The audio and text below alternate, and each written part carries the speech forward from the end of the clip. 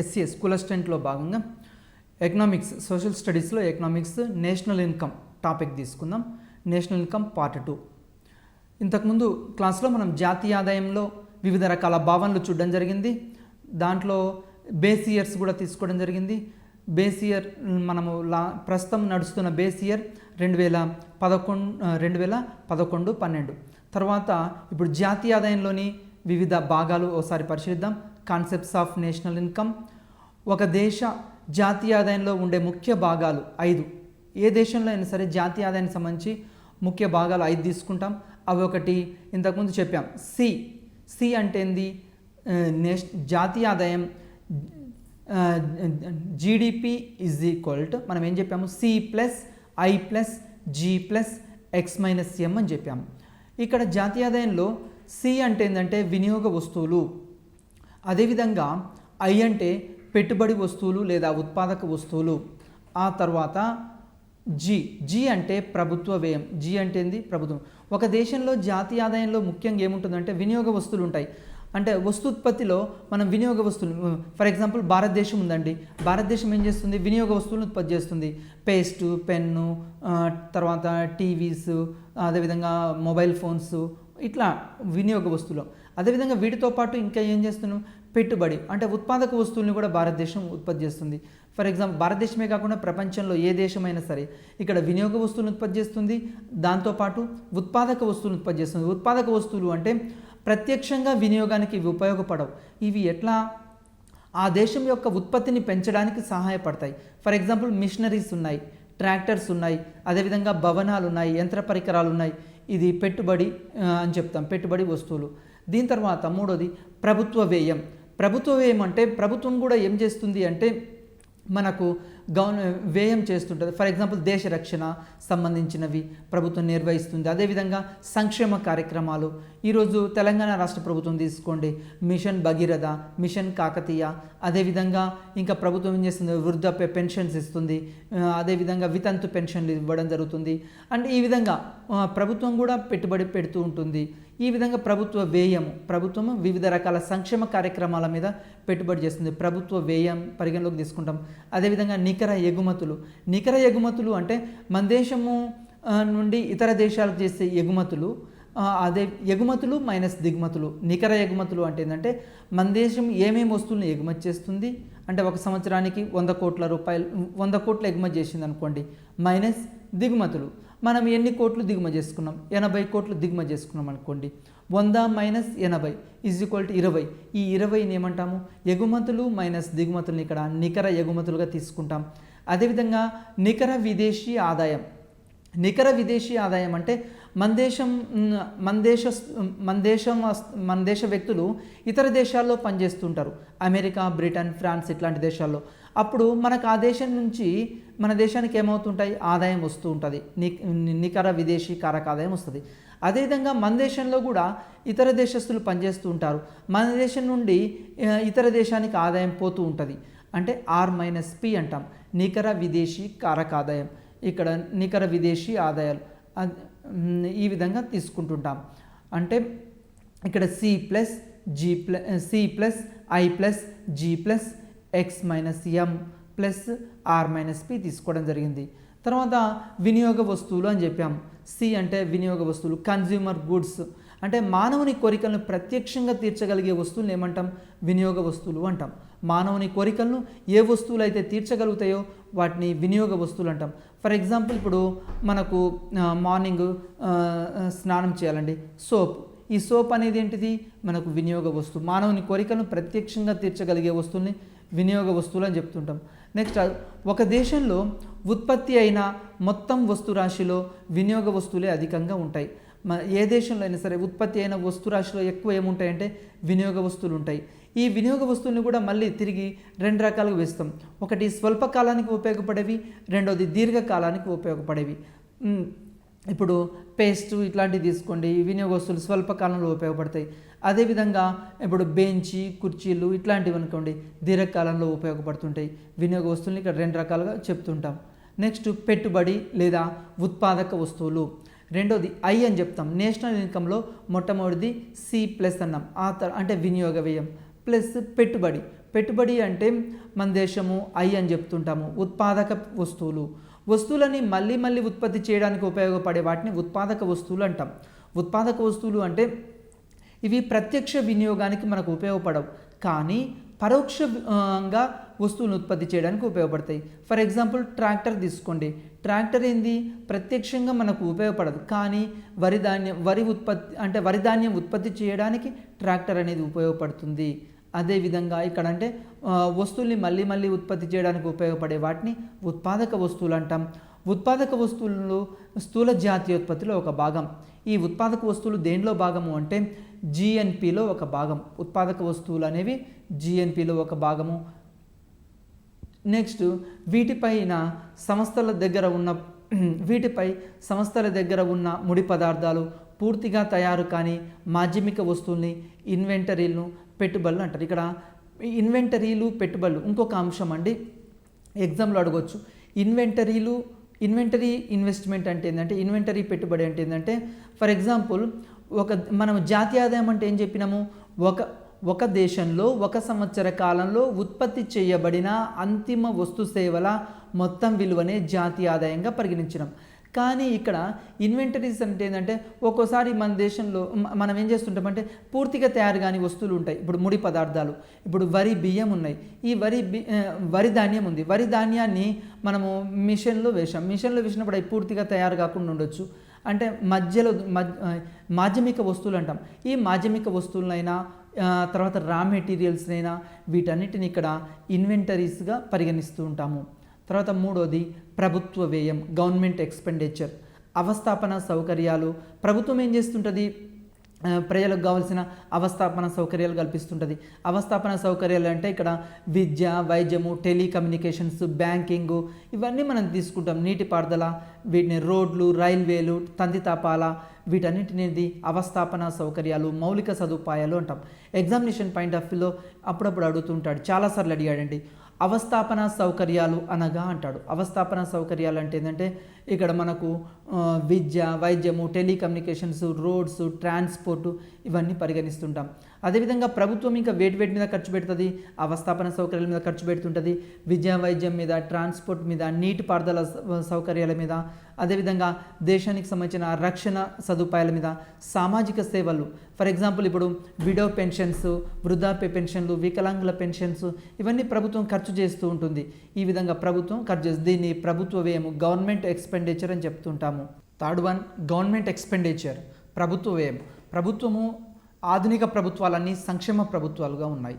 ప్రస్తుతం ఉన్న ప్రభుత్వాలన్నీ సంక్షేమ ప్రభుత్వాలు. ఈ సంక్షేమ ప్రభుత్వాలు కాబట్టి ప్రభుత్వం ఏం చేస్తుంది అంటే వివిధ రకాల మౌలిక సదుపాయాలు కల్పించడం కోసం ప్రజలకు మరియు అదేవిధంగా ప్రజల యొక్క సంక్షేమమే ప్రభుత్వ ధ్యేయం కాబట్టి ప్రభుత్వం అవస్థాపన సౌకర్యాలు కల్పిస్తుంది.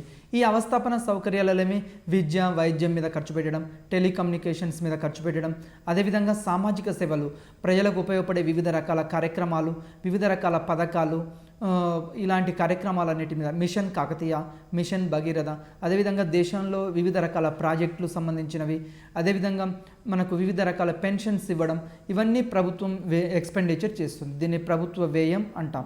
నెక్స్ట్ అదేవిధంగా వీటిపై సంస్థల దగ్గర ఉన్న ముడి పదార్థాలు, పూర్తిగా తయారు కానీ మాధ్యమిక వస్తువుల్ని ఇన్వెంటరీ పెట్టుబడులు అంటారు. ఇన్వెంటరీ పెట్టుబడులు అంటే ఏంటంటే, ఫర్ ఎగ్జాంపుల్ జాతీయ ఆదాయం అంటే మనం ఇంతకుముందే తెలుసుకుందాం. ఒక సంవత్సర కాలంలో ఒక దేశంలో ఒక సంవత్సర కాలంలో ఉత్పత్తి చేయబడిన అంతిమ వస్తు సేవల మొత్తం విలువను జాతీయ ఆదాయం అన్నాం. ఇక్కడ అంతిమ వస్తు సేవలు అన్నాం. మరి అంతిమ వస్తు సేవలు కాకుండా ప్రాసెసింగ్ స్టేజ్లో కూడా ఒక్కోసారి ఉంటాయి. ఫర్ ఎగ్జాంపుల్ రా మెటీరియల్స్ ఉంది, ముడి పదార్థాలు, పత్తి, తర్వాత డీజిల్, ఇట్లాంటివన్నీ ముడి పదార్థాలు ఉంటాయి. ఈ ముడి పదార్థాలు వీటితో పాటు కొన్ని ఇంటర్మీడియట్ గుడ్స్, మధ్యస్థ దశలో ఉన్న, ఫర్ ఎగ్జాంపుల్ మనం వస్త్రాలు తయారు చేస్తున్నాం అనుకోండి, మధ్యస్థ దశలో దారం ఉండొచ్చు, నూలు దారం ఉండొచ్చు, ఇట్లాంటి వస్తువుల్ని మాధ్యమిక వస్తువులు అంటాం. వీటన్నివి సంస్థల దగ్గర ఉంటాయి. పూర్తిగా తయారు కాని వస్తువులు కూడా సంస్థల దగ్గర ఉంటూ ఉంటాయి. నెక్స్ట్ నికర ఎగుమతులు అంటే నెట్ ఎక్స్పోర్ట్స్ అని చెప్తాం. నెట్ ఎక్స్పోర్ట్స్ అంటే విదేశీ వ్యాపారం వల్ల కలిగిన మిగులును జాతీయోత్పత్తిలో కలుపుతారు. మనకు ఇంతకుముందే చెప్పాం, GDP is equal to X plus C plus I plus G plus X minus M అని చెప్పాము. అంటే అక్కడ ఎక్స్ మైనస్ ఎం అంటే ఏంది, ఎగుమతులు మైనస్ దిగుమతులు. జాతీయ ఆదాయంలో ఏం చేస్తున్నామంటే విదేశీ వ్యాపారం వల్ల మన ఎగుమతులు ఎక్కువ ఉండి దిగుమతులు తక్కువ ఉంటే మనకు మిగులు వస్తుంది. కాబట్టి ఆ మిగుల్ని కూడా జాతీయ ఆదాయంలో కలుపుతాం, నెట్ ఎక్స్పోర్ట్స్ అంటాం. ఒకవేళ లోటు ఉందనుకోండి, అంటే మన ఎగుమతులు తక్కువ ఉండి దిగుమతులు ఎక్కువ ఉన్నాయనుకోండి, అప్పుడు లోటు ఏర్పడుతుంది. ఆ లోటుని జాతీయ ఆదాయం నుంచి తీసివేయాలి. నెట్ ఎక్స్పోర్ట్స్ మిగులు ఉంటేనేమో జాతీయ ఆదాయానికి కలుపుతాం. ఫర్ ఎగ్జాంపుల్ ఎగుమతులు 100 కోట్లు, దిగుమతులు 50 కోట్లు అనుకోండి, అప్పుడు 100 మైనస్ 50, ఆ 50 కోట్లు జాతీయ ఆదాయానికి కలుపుతాం. అట్లా కాకుండా దిగుమతులు 100 కోట్లు, ఎగుమతులు 50 కోట్లు అనుకోండి, ఇక్కడ ఏమవుతుంది, మైనస్ 50 కోట్లు ఉంది. ఈ మైనస్ 50 కోట్లు జాతీయ ఆదాయం నుంచి తీసివేయాలి. దీన్ని నెట్ ఎక్స్పోర్ట్స్ అని చెప్తాం. నెక్స్ట్ అదేవిధంగా y ఈజ్ ఈక్వల్ టు, మనం ఇక్కడ జాతీయ ఆదాయం ఈజ్ ఈక్వల్ టు ఏం చెప్తున్నాము, C plus I plus G plus X minus M అని చెప్తున్నాం. ఇక్కడ y ఈజ్ ఈక్వల్ టు జాతీయ ఆదాయము, సి ఈజ్ ఈక్వల్ టు వినియోగము, అదేవిధంగా ఐ ఈజ్ ఈక్వల్ టు పెట్టుబడి లేదా దీన్నే స్థూల దేశీయ పెట్టుబడి అంటాం. Next D is equal to government expenditure, ప్రభుత్వ వ్యయము. ఎక్స్ మైనస్ ఎం అంటే exports minus imports is equal to net ఇక్కడ నికర దేశీయ ఆదాయం అని చెప్తాము. ఎక్స్ మైనస్ ఎం అంటే నికర దేశీయ ఆదాయం. అదేవిధంగా నికర విదేశీ ఆదాయాలు. నికర విదేశీ ఆదాయాలు అంటే ఫర్ ఎగ్జాంపుల్ మన దేశంలోని ప్రజలు ఇతర దేశాల్లో కూడా పనిచేస్తుంటారు. అంటే ఒక దేశం ప్రజలు ఇతర దేశాల్లో పనిచేస్తుంటారు, అదేవిధంగా స్వదేశాన్ని మన దేశం ప్రజలు ఇతర దేశాల్లో పనిచేసినప్పుడు మనకు అక్కడి నుంచి ఆదాయం వస్తుంది. ఆ ఆదాయం ఏం చేస్తాము, మనకు ఇక్కడ ఆదాయం జాతీయ ఆదాయాన్ని కలుపుతాం. ఒకవేళ అలా కాకుండా మన దేశంలోనే విదేశస్తులు పనిచేస్తున్నారు అనుకోండి, అప్పుడు మన దేశం జాతీయ ఆదాయం ఏం చేస్తాం, మన జాతీయ ఆదాయం నుంచి తీసేస్తాం. ఆ విదేశస్తులు నుంచి ఆర్జించే ఆదాయం తీసివేయాలి. అంటే దీన్ని R-P అంటాం. ఒక దేశ ప్రజలు, ఈరోజు ప్రపంచము గ్లోబలైజేషన్ ప్రపంచం, అంటే వాళ్ళు ఎక్కడైనా మనం పనిచేయవచ్చు, ఆదాయం సంపాదించుకోవచ్చు. కాబట్టి ఎక్కడ ఉపాధి అవకాశాలు ఉంటే ప్రజలు అక్కడికి వలసపోతారు. కాబట్టి మన దేశం ప్రజలు ఇతర దేశాలకు వలస వెళ్ళినప్పుడు మనకు విదేశీ మారక ద్రవ్య రూపంలో ఆదాయం వస్తుంది. అదేవిధంగా మన దేశం లోపలికి కూడా విదేశస్తులు వస్తుంటారు. కాబట్టి వారి ఆదాయాన్ని మన జాతీయ ఆదాయం నుంచి తీసివేయాలి. ఎవరైతే ఇక్కడ పనిచేస్తున్నారో వారి ఆదాయాన్ని తీసివేయాలి. ఇతర దేశాల్లో పనిచేసే మన దేశస్తుల్ని ఆదాయాన్ని కలుపుకోవాలి. దాన్ని R-P అంటాం, నికర విదేశీ ఆదాయం అని చెప్తాం. నెక్స్ట్ దీని తర్వాత మనము జీవన ప్రమాణం తీసుకుందాం. జీవన ప్రమాణము అంటే జీవన ప్రమాణం అనగా వ్యక్తులు వినియోగించే వస్తు సేవలను బట్టి ఇక్కడ జీవన ప్రమాణం అందరు. ఫర్ ఎగ్జాంపుల్ ఒక దేశంలో ప్రజలు ఉపయోగించే ఆ వస్తువుల్ని బట్టి కూడా చెప్పొచ్చు. ఫర్ ఎగ్జాంపుల్ ఇప్పుడు ఎలాంటి వస్తువులు ఉపయోగిస్తున్నారు, మన దేశంలో ఇంకా వ్యవసాయ రంగంలో నాగళ్ళు ఇట్లాంటివి ఉపయోగించారనుకోండి, సాంప్రదాయ పరికరాలు ఉపయోగించారనుకోండి, ఆ దేశం వెనుకబడిన దేశంగా చెప్పొచ్చు దీన్ని బట్టి. అదేవిధంగా మన దేశంలో ట్రాక్టర్లు ఇట్లాంటివన్నీ ఉపయోగిస్తున్నటువంటి అగ్రికల్చర్ సెక్టర్ కూడా బాగా డెవలప్ అయింది. ఇక్కడ ప్రజల యొక్క జీవన ప్రమాణం అనేది పెరిగింది అని ఇక్కడ చెప్పవచ్చు. వ్యక్తులు వినియోగించే వస్తువుల్ని బట్టి కూడా వారి యొక్క జీవన వ్యయాన్ని అంచనా వేయవచ్చు. అదేవిధంగా వాళ్ళు విలాస వస్తువులు ఉపయోగిస్తున్నారా, లేకుంటే అవసర వస్తువులు ఉపయోగిస్తున్నారా, నిత్యావసర వస్తువులు ఉపయోగిస్తున్నారు, ఇట్లాంటివి. అంటే మనం ప్రతిరోజు ప్రజలు వినియోగించే దాన్ని బట్టి కూడా మనం ఇక్కడ జీవన ప్రమాణాన్ని ఇక్కడ అంచనా వేయవచ్చు. నెక్స్ట్ కనీస అవసరాలు అనగా మనందరికీ తెలుసు, కనీస అవసరాలు అంటే ఏంటంటే food, shelter, cloth. Examination point of వ్యూలో ఇది వెరీ వెరీ ఇంపార్టెంట్ బిట్ అండి. చాలాసార్లు అడిగాడు కనీస అవసరాలు అనగా అని ఇచ్చాడు.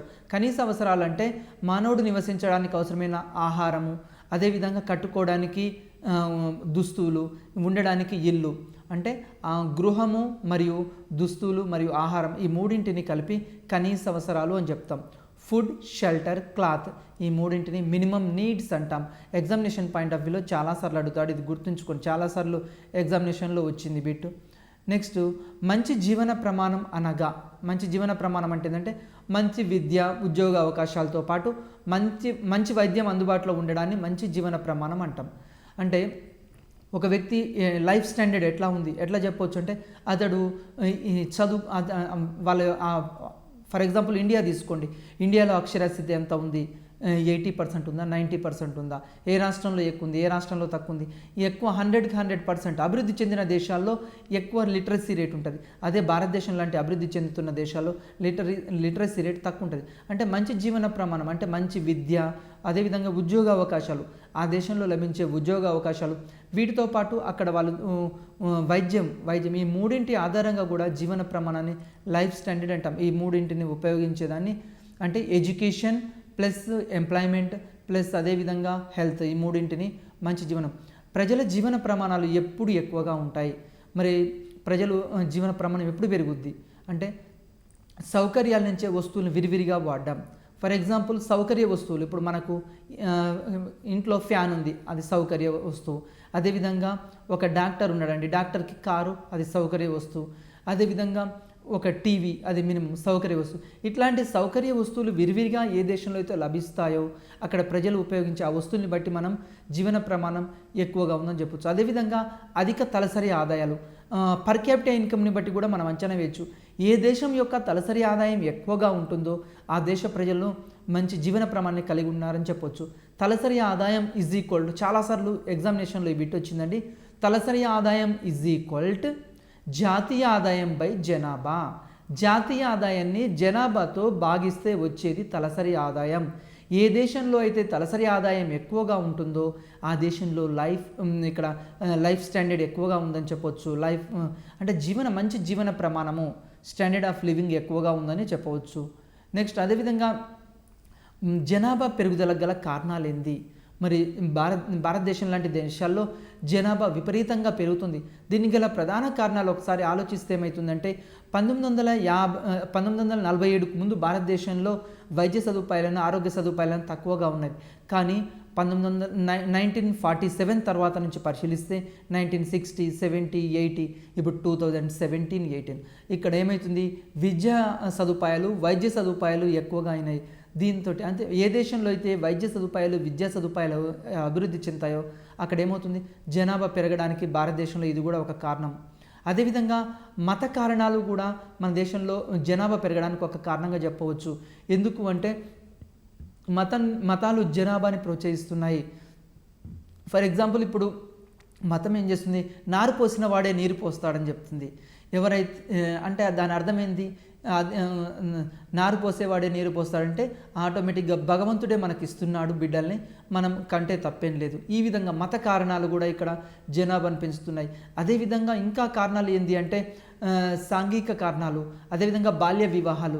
చిన్నప్పుడు ఎర్లీ ఏజ్లోనే ఇక్కడ మనము ఎక్కువగా బాల్య వివాహాలు చేస్తున్నారు. అమ్మాయికి 18 years, అబ్బాయికి 21 years మినిమం వివాహ వయసు ఉంది, కనిష్ట వివాహ వయసు ఉంది. కానీ అది చాలామంది పాటించట్లేదు. దీనివల్ల కూడా భారతదేశంలో జనాభా పెరుగుతుంది. అదేవిధంగా పేదరికం కూడా భారతదేశంలో జనాభా పెరగడానికి ప్రధాన కారణం. ఎందుకు అంటే పేదరికము ఎట్లా కారణమవుతుందంటే ఒక ఇంట్లో 10 మంది ఉన్నారనుకోండి, 10 మంది సంపాదిస్తారు అని ఒక ఆలోచన ఉంది వాళ్ళకి. అంటే ఇక్కడ పేదరికం కూడా ఒక కారణం, జనాభా పెరగడానికి ఇది కూడా ఒక కారణం. అదేవిధంగా మతపరమైనవి, సాంఘికపరమైనవి, బాల్య వివాహాలు, వితంతు వివాహాలు, ఇవన్నీ కూడా జనాభా పెరగడానికి ఒక కారణంగా పరిగణిస్తున్నాము. అదేవిధంగా జీవన ప్రమాణం నిర్ణయించడానికి కొన్ని అంశాలు ఇక్కడ తీసుకోవడం జరిగింది.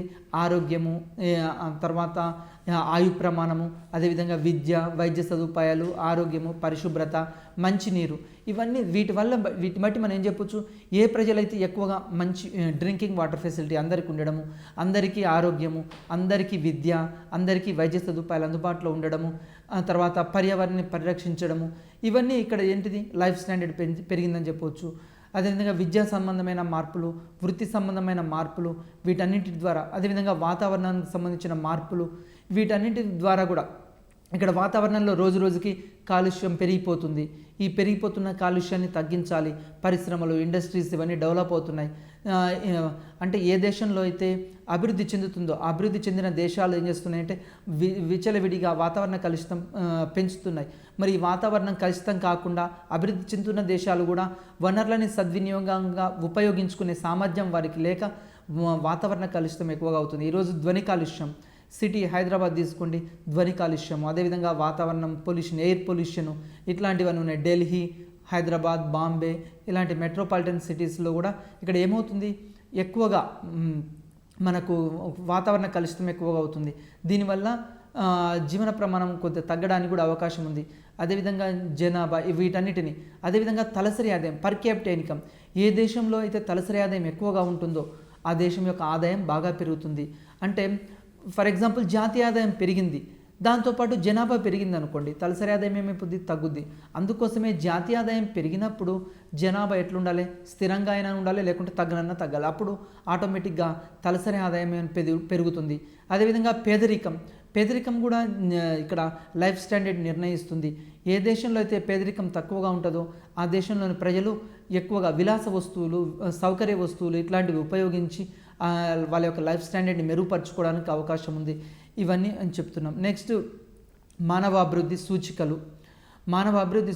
ఈ మానవాభివృద్ధి సూచికల్ని ఎవరు తయారు చేశారు, ఒకసారి మానవాభివృద్ధి సూచికలను పరిశీలిస్తే 1990స్లో మనం పాకిస్తాన్ దేశానికి చెందిన ఆర్థికవేత్త మహబూబ్ ఉల్ హక్ అనే ఆర్థికవేత్త ఏం చేశాడంటే మానవాభివృద్ధి సూచికను రూపొందించాడు. ఇతనికి సహాయపడిన వ్యక్తి ఎవరు అంటే మన భారత నోబెల్ బహుమతి గ్రహీత ఏకే సేన్, అమర్త్య సేను ఈ మహబూబ్ ఉల్ హక్కి ఇక్కడ మానవాభివృద్ధి సూచికల హెచ్డిఐని రూపొందించడంలో సహాయపడ్డాడు.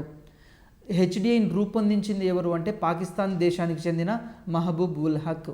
మరి దీనికి సహాయపడింది ఎవరు అంటే నోబెల్ బహుమతి గ్రహీత భారతదేశం ఎవరు, ఏకే సేన్, అమర్త్య సేను ఈ యొక్క మహబూబుల్లాకి మానవాభివృద్ధి సూచిక తయారు చేయడంలో తోడ్పడడం జరిగింది.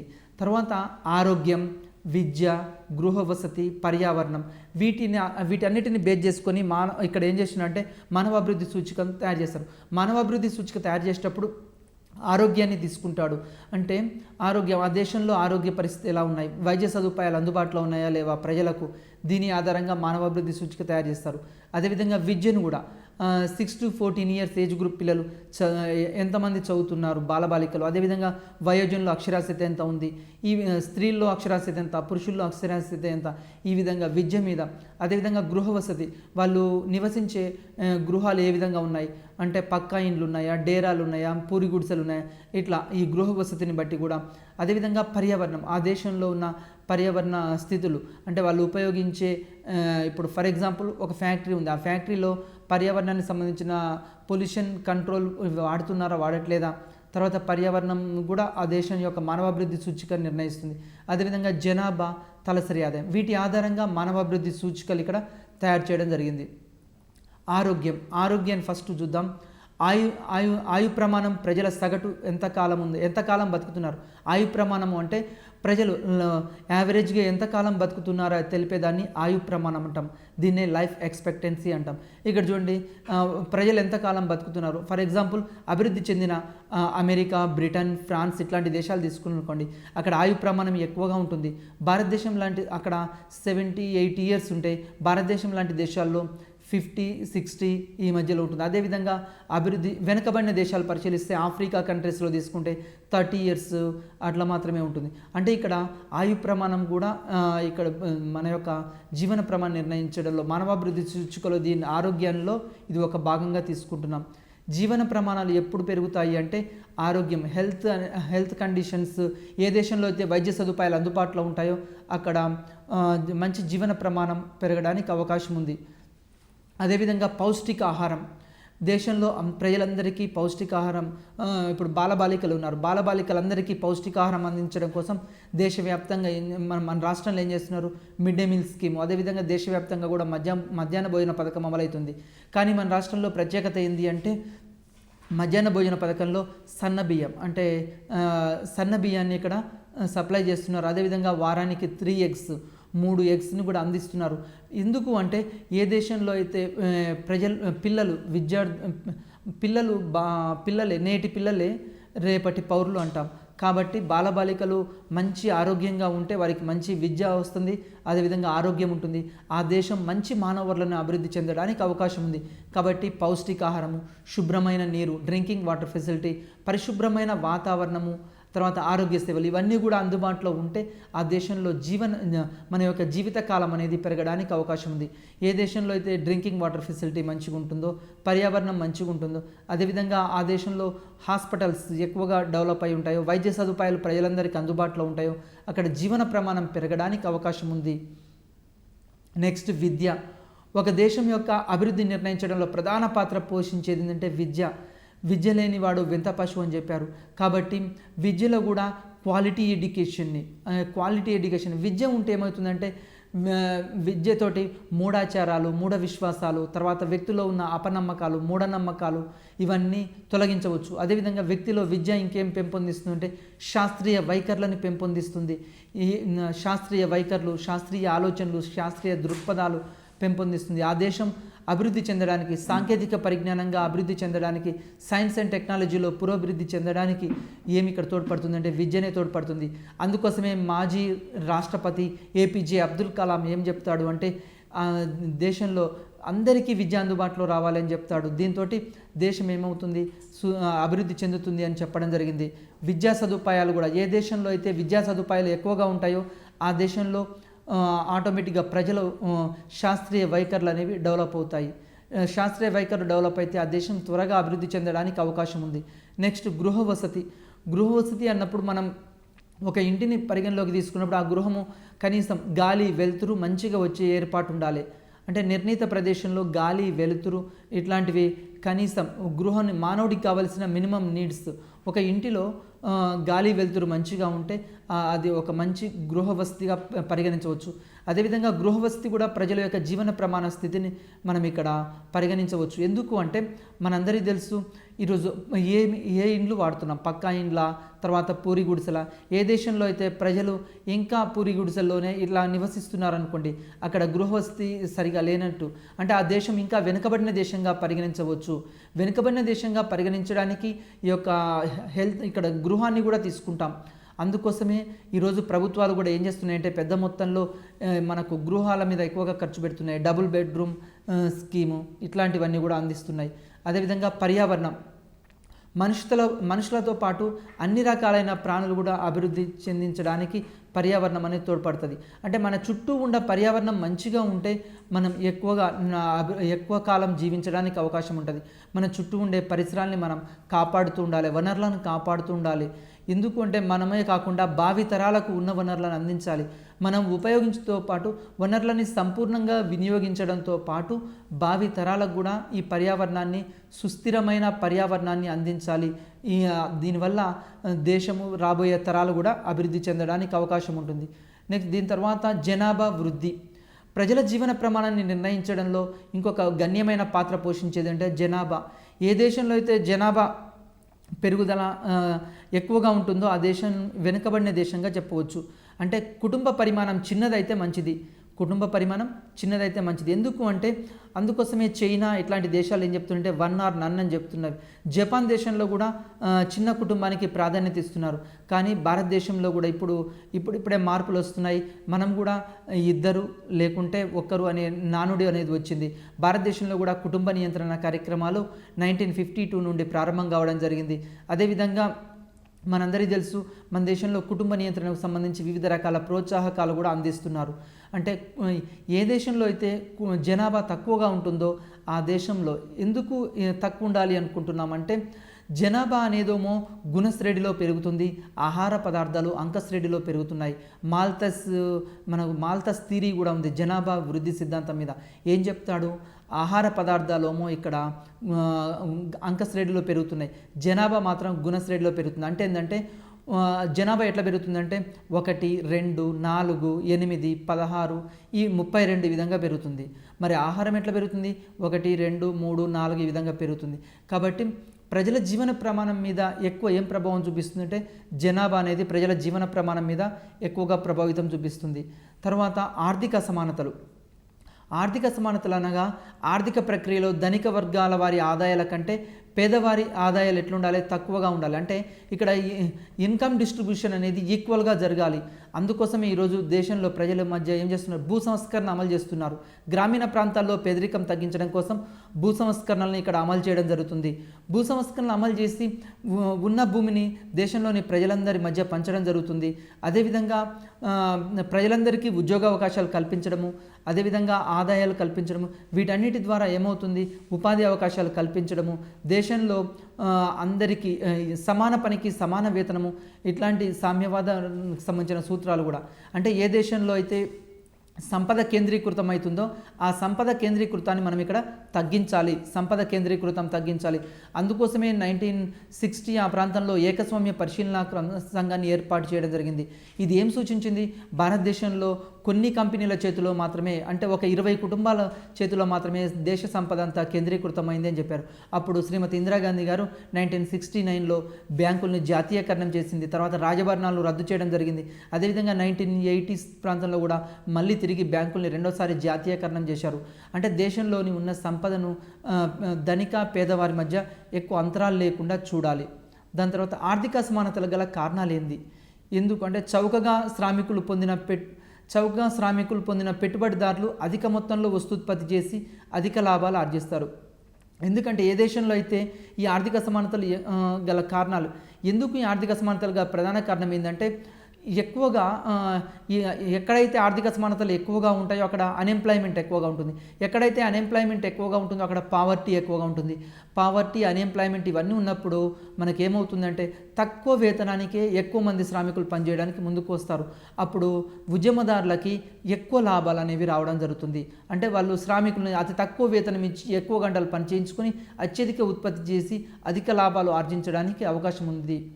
నెక్స్ట్, మరి ఈ ఆర్థిక సమానతను తగ్గించడానికి ఏమి సూచనలు చేస్తున్నామంటే భూ సంస్కరణలు అమలు చేస్తున్నారు. మన దేశంలో భూ సంస్కరణ చట్టాలు కూడా అమల్లో ఉన్నాయి. మనందరికీ తెలుసు, ఉమ్మడి ఆంధ్రప్రదేశ్ రాష్ట్రంలో కూడా 1973 ఆ ప్రాంతంలో భూ సంస్కరణ చట్టాన్ని అమలు చేశారు. అదేవిధంగా దేశవ్యాప్తంగా కూడా భూ సంస్కరణ చట్టాలు అమల్లో ఉన్నాయి. అంటే ఈ భూ సంస్కరణ చట్టాల వల్ల 2 కార్లు పండితే 18 ఎకరాలు అని, అదేవిధంగా 1 కారు పండితే అక్కడ లిమిట్ పెట్టారు. 1 కారు, తర్వాత తోట పంటలు అయితే 50 ఎకరాలు. ఈ విధంగా అంటే ఇక్కడ ఏమవుతుంది అంటే బంజరు భూములు అయితే 250 ఎకరాలు. ఇక్కడ కుటుంబాన్ని యూనిట్గా తీసుకోవడం జరిగింది. కుటుంబం అంటే 5 సభ్యులు ఉన్నదాన్ని ఒక యూనిట్గా తీసుకుంటున్నారు. భూమిని కూడా లేని వారికి అందరికీ పంచడం కోసం భూ సంస్కరణలు అమలు చేస్తున్నారు. దున్నేవాడికే భూమిని అందించాలనే నినాదంతో ఇక్కడ ఏం చేస్తున్నారు, అందరికీ భూ పంపిణీ చేస్తున్నారు. ఇటీవలి ప్రాంతంలో కూడా భూమిని ఏం చేస్తున్నారు, దళిత పేద ప్రజలకు ఇక్కడ భూమిని పంచడం జరుగుతుంది. అది పట్టణ ప్రాంతాల్లో, గ్రామీణ ప్రాంతాల్లో కూడా. అదేవిధంగా దారిద్ర్యానికి దిగువన ఉన్న వారికి సహాయం అందించడం. ఎప్పుడైతే బిలో పావర్టీ లైన్ కింద ఉన్నారో ఆ ప్రజలకి మనం ఏం చేస్తున్నారంటే మన దేశంలో వివిధ రకాల పథకాల ద్వారా పనికి ఉపాధి హామీ పథకము, అదేవిధంగా జాతీయ గ్రామీణ ఉపాధి హామీ పథకము, అదేవిధంగా మినిమం వేజెస్ స్కీము, అదేవిధంగా దేశంలో ఇంకా ఏం చేస్తున్నారు, మనందరికీ తెలుసు పెన్షన్స్ ఇవ్వడము, వృద్ధాప్య పెన్షన్స్ ఇవ్వడము, వితంతు పెన్షన్లు ఇవ్వడము, అదేవిధంగా ఎవరైతే అతి తక్కువ బిలో పావర్టీ లైన్ కింద ఉన్నారో వాళ్ళకి ప్రభుత్వం సబ్సిడీలు ఇవ్వడము, వాళ్ళతోటి పరిశ్రమలు ఎస్టాబ్లిష్ చేయడము, ఈ విధంగా చేయడం జరుగుతుంది. అదేవిధంగా ఆదాయ సంపదల పునఃపంపిణీ చేయడము, ఆదాయ సంపదని ట్యాక్సెస్ విధించి ధనికుల నుంచి ఎక్కువ పన్నులు విధించి వాళ్ళ మీద ఆదాయాన్ని తిరిగి మళ్ళీ పేద ప్రజలకు ఖర్చు పెట్టడము. నెక్స్ట్, దారిద్ర్య రేఖ, పావర్టీ లైన్ అంటాం. పావర్టీ లైన్ అంటే ఏంటంటే దారిద్ర్య రేఖ అనగా పేదరికాన్ని కొలవడానికి ఉపయోగించే రేఖని ఇక్కడ దారిద్ర్య రేఖగా చెప్పడం జరుగుతుంది. దీనికి ఏం చేస్తామంటే ఇక్కడ క్యాలరీస్లో కూడా తీసుకొని చెప్పడం జరుగుతుంది. క్యాలరీస్లో తీసుకుంటే గ్రామీణ ప్రాంతాల్లో అయితే 2400 క్యాలరీలు, పట్టణ ప్రాంతాల్లో అయితే 2100 క్యాలరీలు తీసుకుని ఎవరైతే ఇంతకంటే తక్కువ తీసుకుంటున్నారో వారు బిలో పావర్టీ లైన్ కింద ఉండడం అని చెప్పడం జరుగుతుంది. అంటే దేశంలో ఎవరైతే బీపీఎల్ కింద ఉంటారో వాళ్ళకు మాత్రమే సంక్షేమ పథకాలు అందుబాటులోకి తీసుకురావాలనే ప్రభుత్వాలు కూడా వివిధ రకాల కార్యక్రమాల ద్వారా ఇక్కడ ఫర్ ఎగ్జాంపుల్ వాళ్ళకి రేషన్ షాపుల ద్వారా అతి తక్కువ ధరకి బియ్యం అందించడము, అదేవిధంగా వివిధ రకాల నూనె తర్వాత నిత్యావసర వస్తువులు, షుగరు ఇట్లాంటివి కూడా అందించడం జరుగుతుంది. కిరోసిన్, తర్వాత గ్యాస్ ఇట్లాంటి సబ్సిడీలు ఇవ్వడం, ఇవన్నీ చేస్తారు. దేశంలోని ప్రజల కనీస అవసరాల పరిమాణాలను నిర్ణయించి వాటి విలువలను అంచనా వేసి కనీస జీవనాధార వినియోగ వ్యయాన్ని నిర్ధారిస్తారు. ఈ వినియోగ వ్యయాన్ని ఎట్లా నిర్ధారిస్తారు అంటే ఫర్ ఎగ్జాంపుల్ దేశంలో అన్ని ప్రాంతాల్లో ఉన్న ప్రజలని పరిగణలోకి తీసుకొని మినిమం ఒక కుటుంబం జీవించడానికి ఎంత ఆదాయం కావాలి, ఒక నెలకి ఎంత ఆదాయం కావాలి, లేకుంటే ఒక రోజుకి ఎంత ఆదాయం కావాలి, దీని ఆధారంగా ఇక్కడ మినిమం వేజ్ని నిర్ణయిస్తారు. అంటే ఒక కుటుంబం జీవించాలి అంటే సంవత్సరానికి ఎంత ఆదాయం ఉండాలి అనే దాన్ని కూడా ఇక్కడ బేస్ చేసుకొని ఇక్కడ ఏం చేస్తున్నారు, బీపీఎల్ లైన్ని నిర్ణయించడం జరుగుతుంది. అంటే మినిమం వేజ్ ఎట్లా ఉండాలి అంటే ఆ కుటుంబ అవసరాలకి సరిపోయే విధంగా ఉండాలి, దాని కింద ఉన్న వాళ్ళని బీపీఎల్ అని ఇక్కడ చెప్పడం జరుగుతుంది. అదేవిధంగా పేదరికం కొలమానాలు. పేదరికాన్ని మనము వివిధ రకాలుగా కొలమానం చేస్తుంటాం. నిరపేక్ష పేదరికము, సాపేక్ష పేదరికం 2 రకాలుగా ఉందండి. పేదరికాన్ని 2 రకాలుగా కొలవచ్చు. ఒకటి నిరపేక్ష పేదరికము, రెండోది సాపేక్ష పేదరికం. ఎగ్జామినేషన్ పాయింట్ ఆఫ్ వ్యూలో వెరీ వెరీ ఇంపార్టెంట్. నిరపేక్ష పేదరికం అంటే ఏంటంటే ఏ దేశంలో అయితే ప్రజలు కనీస అవసరాలు కూడా తీర్చుకోలేని స్థితిలో ఉంటారో వాళ్ళను నిరపేక్ష పేదరికంగా చెప్పవచ్చు. భారతదేశం లాంటి అభివృద్ధి చెందుతున్న దేశాల్లో నిరపేక్ష పేదరికం ఉన్నది. అదేవిధంగా సాపేక్ష పేదరికం అంటే ఒక వ్యక్తి యొక్క ఆదాయం మరి ఒక వ్యక్తి యొక్క ఆదాయంతో పోల్చడాన్ని సాపేక్ష పేదరికం అంటాం. అభివృద్ధి చెందిన అమెరికా, బ్రిటన్, ఫ్రాన్స్ లాంటి దేశాల్లో సాపేక్ష పేదరికం ఉన్నది. భారతదేశం లాంటి అభివృద్ధి చెందుతున్న దేశాల్లో నిరపేక్ష పేదరికం ఉంది. ఈ పేదరికాన్ని కొలవడానికి ఇక్కడ కొన్ని కొలమానాలు ఉన్నాయి. సాపేక్ష పేదరికాన్ని లారెంజ్ వక్రరేఖ లేదా దీంతో సంబంధం ఉన్న గిని గుణకం ద్వారా లెక్కిస్తారు. ఈ యొక్క లారెంజ్ వక్రరేఖ ద్వారా కూడా మనం ఇక్కడ పేదరికాన్ని లెక్కించవచ్చు. అదేవిధంగా పేదరికాన్ని ఇంకోటి గిని అనే ఆర్థికవేత్త రూపొందించిన గిని గుణకం ద్వారా కూడా ఇక్కడ రూపొందించవచ్చు. ఇక్కడ గిని గుణకము 0 to 1 మధ్యలో ఉంటుంది. 0 to 1 మధ్యలో ఉంటుంది. ఇది ఎగ్జామినేషన్ పాయింట్ ఆఫ్ వ్యూలో వెరీ వెరీ ఇంపార్టెంట్. అదేవిధంగా నిరపేక్ష పేదరికాన్ని ఎట్లా లెక్కిస్తారు అంటే తలల లెక్కింపు పద్ధతి ఆధారంగా లెక్కిస్తారు. అంటే ఇక్కడ ఒక్కొక్క వ్యక్తిని లెక్క పెట్టడం ద్వారా హెడ్ కౌంట్ ద్వారా నిరపేక్ష పేదరికాన్ని లెక్కిస్తారు. సాపేక్ష పేదరికాన్ని మాత్రం ఇక్కడ లారెంజ్ వక్రరేఖ గిని గుణకం ద్వారా లెక్కించడం జరుగుతుంది. సాపేక్ష పేదరికం కొలమానం. సాపేక్ష పేదరికం లేదా ఆర్థిక అసమానతలు గణించడానికి ఇక్కడ లారెంజ్ వక్రరేఖ ఉపయోగిస్తారు. ఇది చాలాసార్లు ఎగ్జామినేషన్లో అడిగాడు. సాపేక్ష పేదరికాన్ని ఏ విధంగా గణిస్తాము అని అడుగుతాడు. సాపేక్ష పేదరికాన్ని ఏ విధంగా గణిస్తాం? లారెంజ్ వక్రరేఖ ద్వారా గణిస్తాం.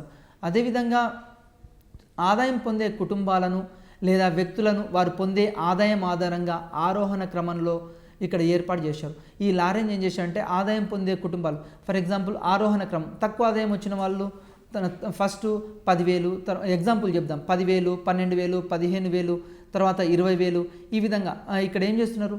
ఇట్లా ఆదాయం పొందే కుటుంబాలని తీసుకొని ఇక్కడ ఆరోహణ క్రమంలో అమర్చి వివిధ శాతాలుగా వాళ్ళ ప్రజల్ని వివిధ శాతాలుగా ఇక్కడ వర్గీకరించడం జరిగింది. వారు పొందే ఆదాయం ఆధారంగా చేసుకొని ఇక్కడ లారెంజ్ ఒక రేఖను రూపొందించడం జరిగింది. దాన్నే లారెంజ్ వక్రరేఖ అంటాం. దాన్ని క్రింది పటం ద్వారా కూడా చూపించవచ్చు. ఇక్కడ చూడండి, క్రింది పటంలో మనకు లారెంజ్ వక్రరేఖ అనేది ఎట్లా ఉంది అంటే సాపేక్ష పేదరికాన్ని గణించడానికి లారెంజ్ వక్రరేఖని ఇక్కడ తీసుకోవడం జరిగింది. ఈ లారెంజ్ వక్రరేఖ చూడండి, ఓఎక్స్ అక్షానికి దగ్గరగా ఉంటే పేదరికం ఎక్కువగా ఉన్నట్టు. అట్లాగా తర్వాత ఇక్కడ సమానత్వ రేఖ అని ఉంది. ఏ నుంచి సి చూడండి, ఈ ఏ నుంచి సి రేఖను ఏమంటున్నామంటే ఇది సమానత్వ రేఖ. లారెంజ్ వక్రరేఖ ఎక్స్ అక్షానికి దగ్గరగా పోతుంటే ఆదాయ సమానతలు ఎక్కువగా ఉన్నట్టు అర్థం. లారెంజ్ వక్రరేఖ సమానత్వ రేఖకు దగ్గరగా పోతుంటే అక్కడ ఆదాయ సమానతలు ఆ దేశంలో తక్కువగా ఉన్నాయని అర్థం. ఫర్ ఎగ్జాంపుల్ లారెంజ్ వక్రరేఖ సమానత్వ రేఖ రెండూ కలిసిపోయినాయి అనుకోండి, అక్కడ ఆదాయ సమానతలు లేనట్లు.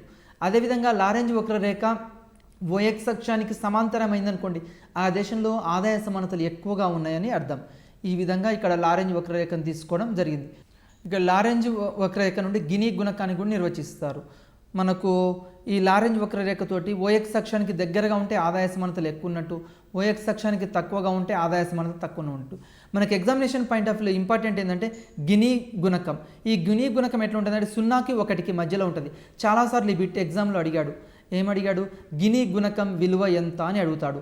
గిని గుణకం విలువ ఎట్లా అంటే 0 నుండి 1 వరకు ఉంటుంది. చాలాసార్లు అడిగి లారెంజ్ సమానత్వపు రేఖతోటి ఈ లారెంజ్ వక్రరేఖ కలిసిపోయింది అనుకోండి, అక్కడ ఆదాయ సమానత లేనట్లు. అదేవిధంగా గిని గుణకం విలువ 0. తర్వాత నెక్స్ట్ నిరపేక్ష పేదరికాన్ని కొలమానం ఏ విధంగా కొలుస్తాం? తలలు లెక్కింపు పద్ధతి ద్వారా నిరపేక్ష పేదరికాన్ని కొలుస్తాం. పేదరికపు రేఖకు కింద ఉండే జనాభా ఇక్కడ లెక్కింపు చేస్తాం. నిరపేక్ష పేదరికము అంటే ఏంటంటే పేదరికపు రేఖకు తక్కువ ఉన్న వాళ్ళని, ఎవరైతే పేదరికపు రేఖకు కింద ఉంటారో వాళ్ళని ఇక్కడ నిరపేక్ష పేదరికం, ఇది హెడ్ కౌంట్ ద్వారా చెప్పొచ్చు. ఫర్ ఎగ్జాంపుల్ పేదరికపు రేఖ 300గా ఇక్కడ నిర్ణయించినప్పుడు ఒక వ్యక్తి వినియోగ వ్యయం 299గా ఉంది, 150 రూపాయలుగా ఉంది, లేదా 50 రూపాయలుగా ఉండినా ఈ కొలమానం పద్ధతిలో ఎలాంటి తేడా ఉండదు. అంటే ఇక్కడ 300 అనుకోండి, ఆ 300 అన్నప్పుడు 300కు కింద ఉన్న వాళ్ళని పేదవారిగా పరిగణిస్తారు. 300 కంటే ఎక్కువ ఉంటే బిలో పావర్టీ లైన్ ఎబో ఎక్కువ ఉన్నట్టు పరిగణిస్తారు. జాతీయ ఆదాయంలోని వివిధ భాగాలు, ఇప్పుడు మానవ కోరికలను ప్రత్యక్షంగా తీర్చగలిగే వస్తువులు ఏమని చెప్పాం? వినియోగ వస్తువులు అన్నాం. వినియోగ వస్తువులు ఏం చేస్తాయంటే మానవుని యొక్క కోరికలను ప్రత్యక్షంగా తీరుస్తాయి. ఫర్ ఎగ్జాంపుల్ ఇప్పుడు మనకు బాగా ఉడకబోస్తుంది అనుకోండి, ఏం చేస్తాం? ఫ్యాన్ వేస్తాం. ఫ్యాన్ ద్వారా మన యొక్క ఇక్కడ ఏమైంది? కోరిక తీరింది. దీన్ని వినియోగ వస్తువులు. ఈ వినియోగ వస్తువులు కూడా ఇక్కడ రెండు రకాలు అంటాం. ఒకటి స్వల్పకాలానికి ఉపయోగపడేవి, రెండోది దీర్ఘకాలానికి ఉపయోగపడే వస్తువులుగా ట్రీట్ చేయడం జరుగుతుంది. స్వల్పకాలం అంటే ఇప్పుడు పేస్ట్ తీసుకోండి, స్వల్పకాలంలో అయిపోద్ది.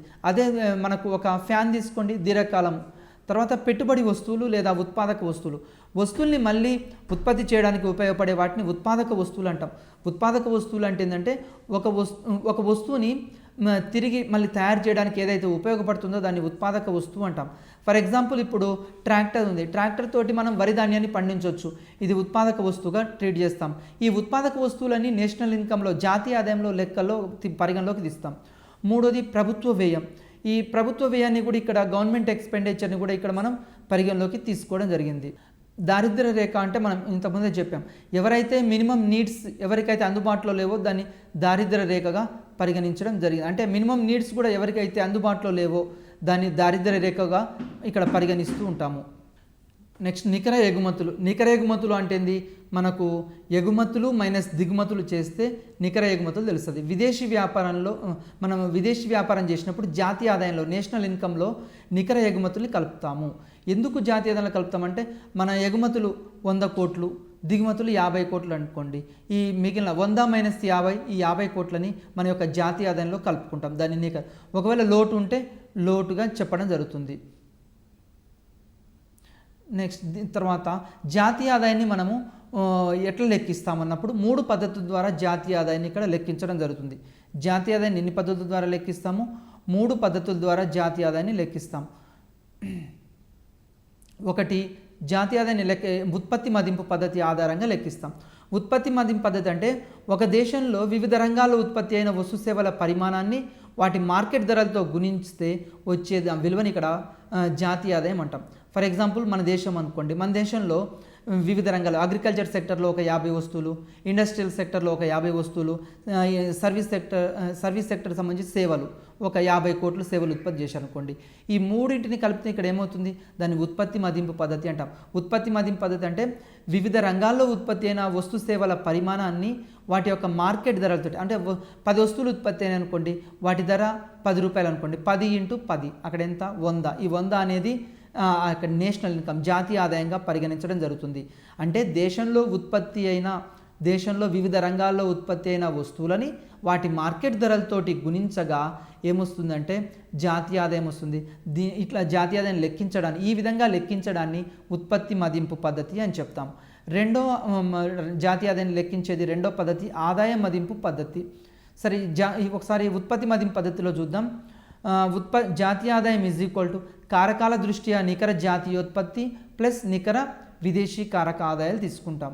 తర్వాత ఆదాయ మదింపు పద్ధతి. ఆదాయ మదింపు పద్ధతి అన్నప్పుడు ఈ పద్ధతిలో జాతీయ ఆదాయాన్ని పంపిణీ కోణంలో చూస్తాం.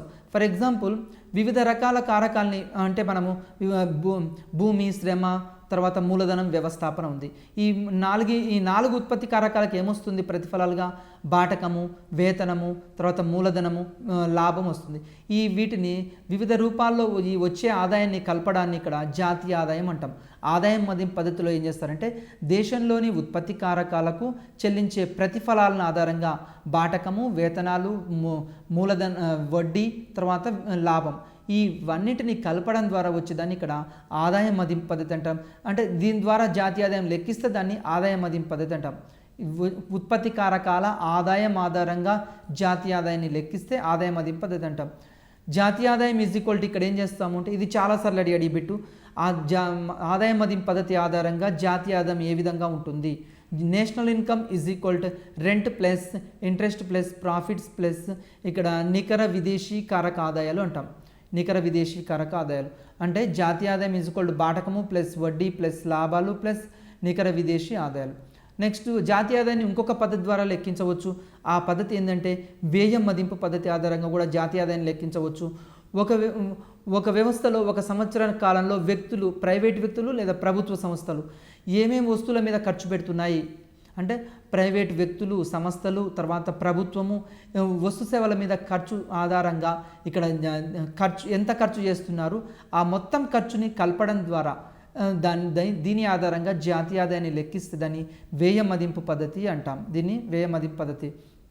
జాతీయ ఆదాయం ఈజ్ ఈక్వల్ టు ప్రైవేట్ అంతిమ వినియోగం ప్లస్ ప్రభుత్వ అంతిమ వినియోగం ప్లస్ నికర దేశీయ మూలధన సంచయనం అంటాం. అదేవిధంగా ఎక్స్పోర్ట్స్ మైనస్ ఇంపోర్ట్స్. ఇక్కడ ఏమంటున్నాం అంటే జాతీయ ఆదాయం ఈజ్ ఈక్వల్ ఏం చేస్తున్నాము, ప్రైవేట్ వ్యక్తులు ఎంత వినియోగం చేస్తున్నారు, అదేవిధంగా పెట్టుబడి ఎంత వ్యయం చేశాము, ఇక్కడ పెట్టుబడి ఎంత చేశాము అంటే C+I+G+X-M అని చెప్తున్నాము. అదేవిధంగా R-P. ఈ విధంగా ఇక్కడ వ్యయం ఆధారంగా కూడా జాతీయ ఆదాయం. మరి భారతదేశంలో జాతీయ ఆదాయాన్ని మదింపు పద్ధతులు ఏ విధంగా ఉన్నాయి, ఇది వెరీ వెరీ ఇంపార్టెంట్ బిట్ అండి. చాలాసార్లు అడిగాడు. 1949లో జాతీయ అంచనాల కమిటీని ప్రభుత్వం నియమించింది. మనకు స్వతంత్రం వచ్చిన తర్వాత జాతీయ ఆదాయాన్ని లెక్కించడం కోసం మొట్టమొదటిసారిగా ఏర్పాటు చేయబడ్డది ఏంటంటే 1949లో జాతీయ ఆదాయ అంచనాల కమిటీ నియమించింది. ఈ కమిటీకి పిసి మహల్నోబిస్ అధ్యక్షుడిగా, దీంట్లో సభ్యులు ఎవరెవరంటే డిఆర్ గాడ్గిల్, వికే ఆర్వి రావు సభ్యులు. ఇంపార్టెంట్. జాతీయ ఆదాయ అంచనాల కమిటీ అధ్యక్షుడు ఎవరు అంటే పిసి మహల్నోబిస్. దీంట్లో సభ్యులు గాడ్గిల్ మరియు వికే ఆర్వి రావు. తర్వాత ప్రస్తుతం భారతదేశంలో జాతీయ ఆదాయాన్ని అంచనా వేసేది ఎవరు అని అడుగుతాడు. చాలాసార్లు అడిగాడు.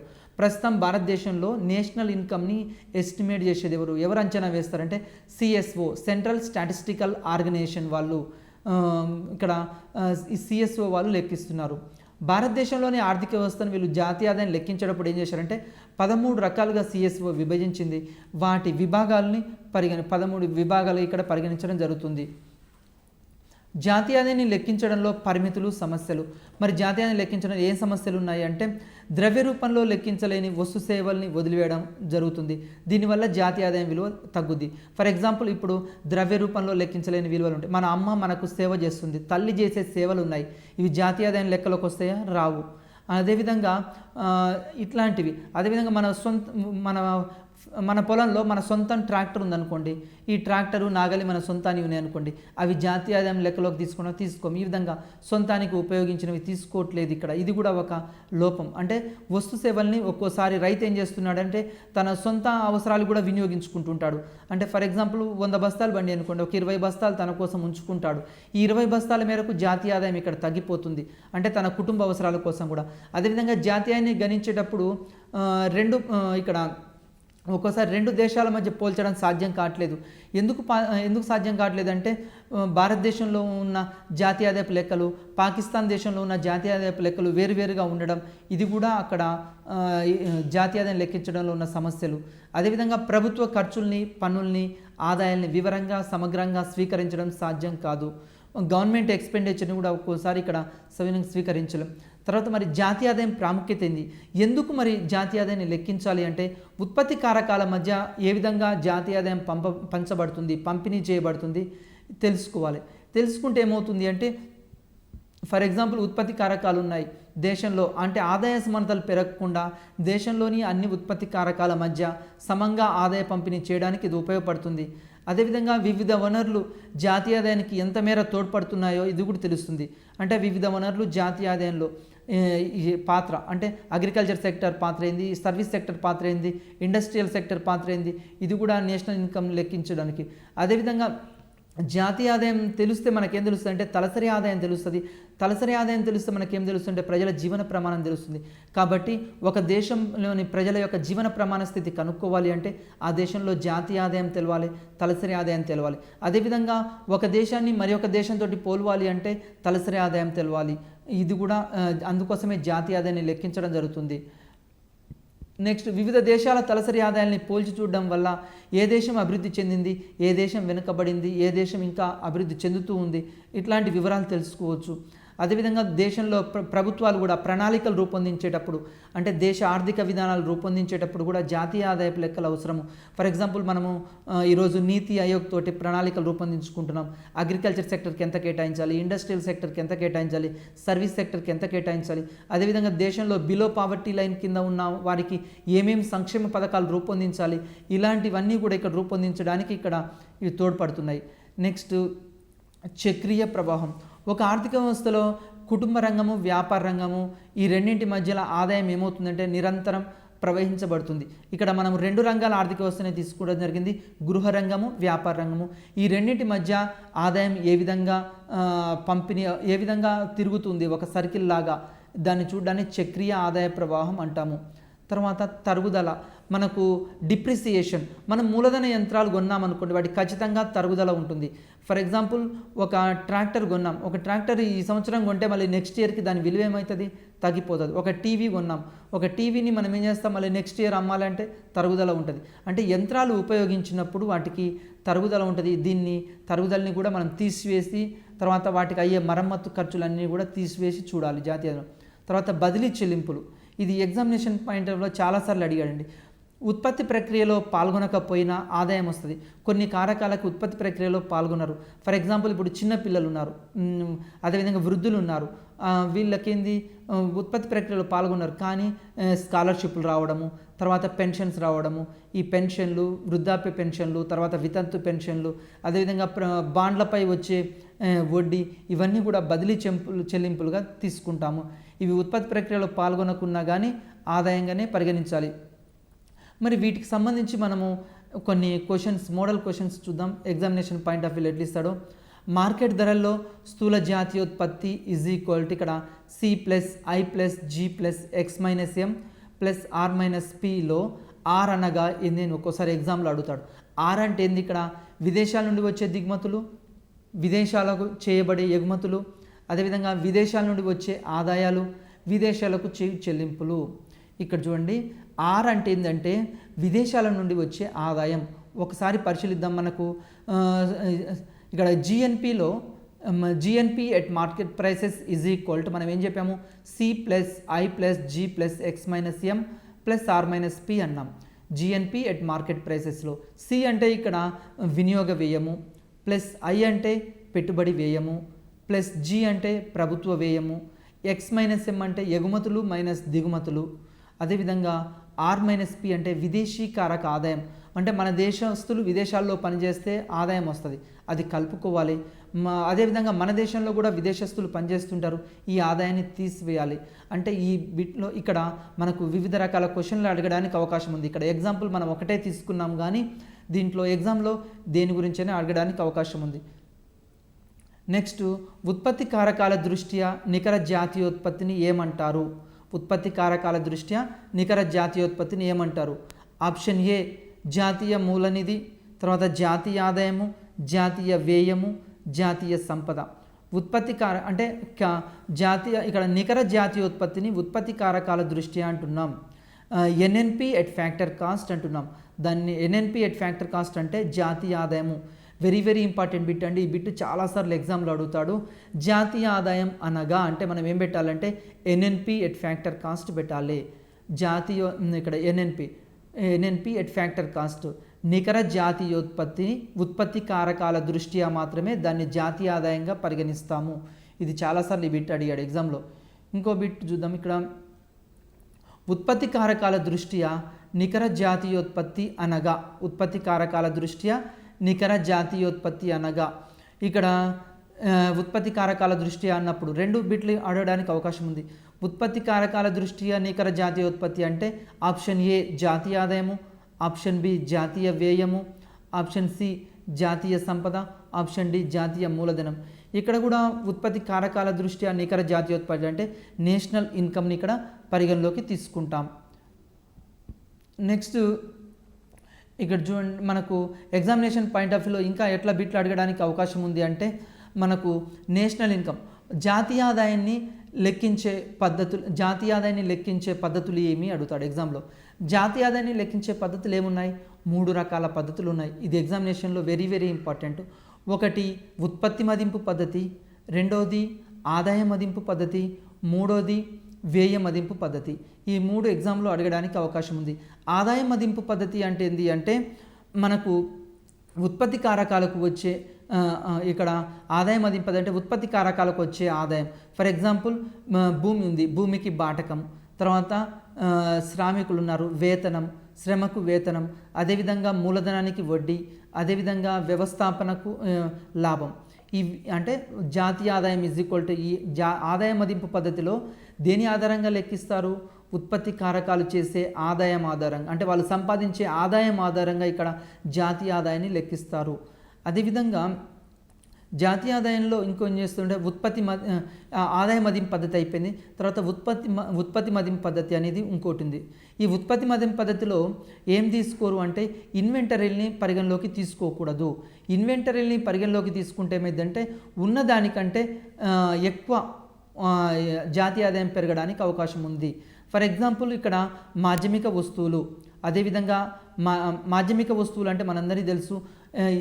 మాధ్యమిక వస్తువులు అంటే ఏంటంటే ఇక్కడ ముడి పదార్థాలు, అదేవిధంగా ఉత్పత్తి పద్ధతిలో తక్కువ ఉండే వాటిని, ఉత్పత్తి పద్ధతిలో మధ్యస్థ దశలో ఉన్న వాటిని ఇక్కడ ఇన్వెంటరీస్ అంటాం. మధ్యస్థ దశలో ఉండాలి.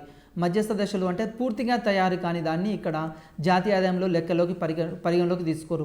ఇప్పుడు మనం దేన్ని పరిగణలోకి తీసుకోము అంటే ఇక్కడ ముడి పత్తి ఉంది, అదేవిధంగా నూలు దారాలు ఉన్నాయి. వీటిని జాతీయ ఆదాయం లెక్కల్లో తీసుకోరు. వీటిని తీసుకుంటే ఏమైందంటే డబుల్ ఎంట్రీ అవుతుంది.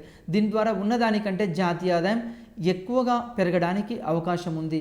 అందుకోసమే మనము నెక్స్ట్ జాతీయ ఆదాయాన్ని వ్యయ మదింపు పద్ధతి ఆధారంగా కూడా జాతీయ ఆదాయాన్ని లెక్కిస్తారు. వ్యయ మదింపు పద్ధతి అంటే ఏంటంటే ఉత్పత్తి కారకాలు చేసే ఖర్చు ఆధారంగా జాతీయ ఆదాయాన్ని లెక్కిస్తారు. ఖర్చు ఆధారంగా మనము వినియోగ వస్తువుల మీద ఎంత ఖర్చు చేస్తున్నాము, తర్వాత పెట్టుబడి వస్తువులు, అదేవిధంగా మూలధన వస్తువుల మీద ఎంత ఖర్చు చేస్తుంది ప్రభుత్వము, అదేవిధంగా ప్రభుత్వం ఖర్చు ఎంత, దీని ఆధారంగా వ్యయం ఆధారంగా కూడా ఇక్కడ జాతీయ ఆదాయాన్ని లెక్కిస్తున్నారు. ఈరోజు భారతదేశంలో జాతీయ ఆదాయాన్ని లెక్కించడంలో వ్యయ మదింపు పద్ధతిని ఏ రంగంలో అయినా ఉపయోగిస్తున్నామని అడగొచ్చు. గ్రామీణ ప్రాంతాల్లో గృహ నిర్మాణము, పట్టణ నిర్మాణంలో ఇక్కడ వ్యయ మదింపు పద్ధతిని ఎక్కువగా ఇక్కడ తీసుకోవడం జరుగుతుంది. మరి జాతీయ ఆదాయాన్ని యొక్క ప్రాముఖ్యత ఏంది అని కూడా ఎగ్జామ్లో అడగడానికి అవకాశం ఉంది. జాతీయ ఆదాయం యొక్క ప్రాముఖ్యత ఏంది అంటే మనకు ముఖ్యంగా ప్రభుత్వం రూపొందించే వివిధ ప్రణాళికలు తయారు చేయడానికి, అంటే నెక్స్ట్ ఇయర్ ఎలాంటి ప్రణాళికలు రూపొందించుకోవాలి, ప్రభుత్వం బడ్జెట్ రూపొందించేటప్పుడు ఆ బడ్జెట్లో ఏ రంగానికి ఎక్కువ కేటాయించాలి, అగ్రికల్చర్ సెక్టర్కి కేటాయించాలా, ఇండస్ట్రియల్ సెక్టర్ కేటాయించాలా, సర్వీస్ సెక్టర్ కేటాయించాలా, అప్పుడు మనకి ఇక్కడ జాతీయ ఆదాయపు లెక్కలు ఉపయోగపడుతున్నాయి. అదేవిధంగా పేదవారికి బిలో పావర్టీ లైన్ కింద ఉన్న వారికి మనం వివిధ రకాల పథకాలు రూపొందించుకోవడంలో కూడా ఈ జాతీయ ఆదాయపు లెక్కలు అనేవి మనకు ఎక్కువ మొత్తంలో ఉపయోగపడుతున్నాయి. మరి ఎగ్జామినేషన్లో ఇంకో బిట్ ఎట్లా అడగడానికి అవకాశం ఉంది అంటే జాతీయ ఆదాయం అనగా అనిస్తాడు. ఒక దేశంలో ఒక సంవత్సర కాలంలో ఉత్పత్తి చేయబడిన అంతిమ వస్తు సేవల మొత్తం విలువని ఇక్కడ జాతీయ ఆదాయం అంటాం. ఇది ఎగ్జామ్లో చాలాసార్లు అడిగాడు. అదేవిధంగా GDP at factor cost is GDP at market price is equal అని కూడా ఇవ్వవచ్చు. జీడిపి ఎట్ మార్కెట్ ప్రైస్ అంటే ఇక్కడ మార్కెట్ ధరల దృష్ట్యా స్థూల దేశీయోత్పత్తి అనగా అని ఇస్తాడు. C+I+G+ ఇక్కడ X-M తీసుకుంటాం. C+I+G+X-Mని ఇక్కడ తీసుకోవడం జరుగుతుంది. ఇది ఏంటిది? GDP at market price. ఒకవేళ కారకాల దృష్ట్యా స్థూల దేశీయోత్పత్తి అని అనుకోండి. కారకాల దృష్ట్యా స్థూల దేశీయోత్పత్తి అంటే ఏంటంటే C+I+G+X-M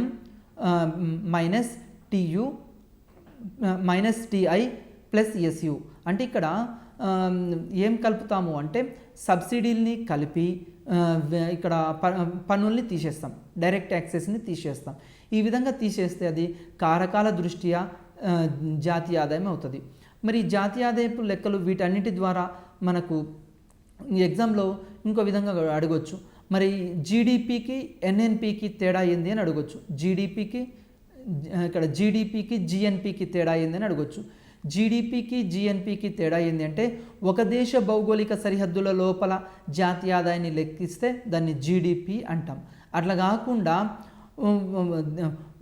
ఎవరు ఉత్పత్తి చేస్తున్నారు, జాతీయులకు ప్రాధాన్యత ఇస్తే ఒక దేశంలో ఒక సంవత్సర కాలంలో ఉత్పత్తి చేయబడిన అంతిమ వస్తు సేవల మొత్తాన్ని తీసుకుంటే దాన్ని జిఎన్పి అంటాం. ఇక్కడ జిఎన్పికి వ్యక్తులకు ప్రాధాన్యత ఉంటుంది. ఫర్ ఎగ్జాంపుల్ భౌగోళిక సరిహద్దులు తీసుకోం. జీడిపికి జిఎన్పికి తేడా ఏంది అంటే జీడిపిలోమో జీడిపి = C+I+G+X-M అయితే మరి జిఎన్పిలో ఎక్స్ట్రా ఏమొస్తుందంటే C+I+G+X-M +R-P తీసుకుంటాం. అంటే విదేశీ కారక ఆదాయాన్ని జీడిపికి కలిపితే ఏమొస్తుందంటే జిఎన్పి వస్తుంది. విదేశీ కారక ఆదాయాన్ని దీంట్లో కలిపితే జిఎన్పి వస్తుంది. ఎగ్జామినేషన్ పాయింట్ ఆఫ్ వ్యూలో మళ్ళీ జిఎన్పికి ఎన్ఎన్పికి తేడా ఏంది అని కూడా అడగవచ్చు. జిఎన్పికి ఎన్ఎన్పికి తేడా ఏంది అంటే జిఎన్పి నుంచి తరుగుదలను తీసివేస్తే మనకు ఎన్ఎన్పి వస్తుంది. అంటే స్థూల జాతీయోత్పత్తి నుంచి తరుగుదలను తీసివేస్తే మనకేమొస్తుంది అంటే ఇక్కడ ఎన్ఎన్పి అనేది వస్తుంది. ఎందుకు తరుగుదలను తీసివేయాలి అని ఒక డౌట్ రావచ్చు. ఎందుకు తరుగుదలను తీసివేయాలి అంటే మూలధన వస్తువులకి ఇక్కడ తరుగుదల ఉంటుంది. ఫర్ ఎగ్జాంపుల్ మనం యంత్ర పరికరాలు తీసుకుంటాం, ఆ యంత్ర పరికరాలకు తరుగుదల ఉంటుంది. అదేవిధంగా కొన్ని యంత్రాలు తీసుకున్నాం, వాటికి తరుగుదల ఉంటుంది. ఈ తరుగుదలని జాతీయ ఆదాయంలో లెక్కించకూడదు. అందుకోసమే ఇక్కడ ఈ తరుగుదలను తీసివేస్తే ఎన్ఎన్పి అంటాం. ఎన్ఎన్పి అంటే నికర ఎన్ఎన్పి నెట్ నేషనల్ ప్రొడక్ట్ ఎట్లా వస్తుంది? జిఎన్పి మైనస్ డి అయితే వస్తుంది. అదేవిధంగా మనకు ఇంకా ఎగ్జామినేషన్ పాయింట్ ఆఫ్ వ్యూలో వెరీ వెరీ ఇంపార్టెంట్ ఏంటి అంటే ఈ నేషనల్ ఇన్కమ్ని అంచనా వేసేది ఎవరు అని అడుగుతారు. జాతీయ ఆదాయాన్ని అంచనా వేసే సంస్థ ఎవరు? ఏ సంస్థ అంటే సిఎస్ఓ, సెంట్రల్ స్టాటిస్టికల్ ఆర్గనైజేషన్ వాళ్ళు జాతీయ ఆదాయాన్ని అంచనా వేయడం జరుగుతుంది. మరి మన దేశంలో జాతీయ ఆదాయాన్ని ఇక్కడ అంచనా వేయడానికి ఉపయోగించే సంస్థ ఏంది? సిఎస్ఓ అని చెప్తాం. మరి అదేవిధంగా భారతదేశంలో స్వతంత్రం వచ్చిన తర్వాత ఏర్పాటు చేయబడిన మొట్టమొదటి జాతీయ ఆదాయం మీద ఏంటిది ఏమి ఏర్పాటు చేశారంటారు? ఇక్కడ 1949లో నేషనల్ ఎస్టిమేషన్ కమిటీని ఏర్పాటు చేయడం జరిగింది. ఇది స్వతంత్రానంతరం. అంటే మనం ఈ చాప్టర్లో ఏం తెలుసుకున్నాము అంటే ముఖ్యంగా మనకు జాతీయ ఆదాయం అంటే ఏంది, జాతీయ ఆదాయంలోని వివిధ భావనలు ఏంది, అదేవిధంగా జాతీయ ఆదాయాన్ని ఏ విధంగా లెక్కించవచ్చు, జాతీయ ఆదాయ ప్రాధాన్యత ఏంది, తర్వాత జాతీయాన్ని లెక్కించడంలో ఉన్న ఇబ్బందులు ఏమిటిది, అదేవిధంగా మానవ అభివృద్ధి సూచికలో ఏమేమి అంశాలు పరిగణలోకి తీసుకుంటాము, ఇవన్నీ ఇక్కడ పరిగణలోకి తీసుకోవడం జరిగింది. ఈ విధంగా మీరేం చేస్తారంటే ప్రాక్టీస్ బిట్లు, ఈ చాప్టర్పై ఉన్న వివిధ రకాల ప్రాక్టీస్ బిట్లు మీరు ప్రాక్టీస్ చేస్తే ఖచ్చితంగా ఎక్కువ మార్కులు సాధించడానికి అవకాశం ఉంది. ఈ చాప్టర్ని బాగా తరోగా చూసుకోండి, ఎక్కువ మార్కులు సాధించవచ్చు. నమస్తే.